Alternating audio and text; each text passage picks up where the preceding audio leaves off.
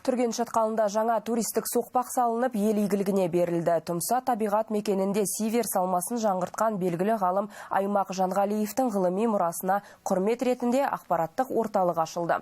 Бұл Іле Алатауы табиғи паркінің 30 жылдығы аясында атқарылған кешенді жұмыс нәтижесі. Толығырақ әріптесім Ақжан Анапия баяндайды. Түргенде 7 туристік бағыт бар. Ол Түрген, Көкқайрақ, Аюлы сарқырамасы, сондай-ақ Альпі шалғындары, Түрген шатқалы мен Жасылкөл. Бұл мекенде ғылымда дамып отыр. Мәселен, Сиверс алмасының тұқымын сақтау үшін 1 гектарға жуық аумақта мұрағаттық бақ жасақталды. Сондай-ақ сирек өсімдіктердің генетикалық қорын сақтау үшін 32 гектар аумақта арнайы қор құрылған.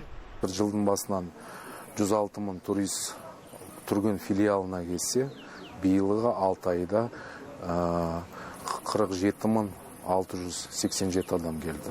Енді Түрген филиалында танымал Түрген орманшылығы болып, Қайрақты водопадымыз, Аюсай водопадымыз, Есік орманшылығындағы Есік көлін танытса, бүгінгі Маловодный орманшылығын осы соқпақты Сиверс алмасының шатқалындағы бағанағы соқпақты ел танысын деген мақсатта салынып отыр. Бұл жерге шетелдік ғалымдар да қызығып келеді. Мұндай басқосулар әдетте университет қабырғасында өтетін. Ал Аймақ Жанғалиев атындағы ғылыми орталықта ғылым мен туризм саласы кеңінен талқыланады.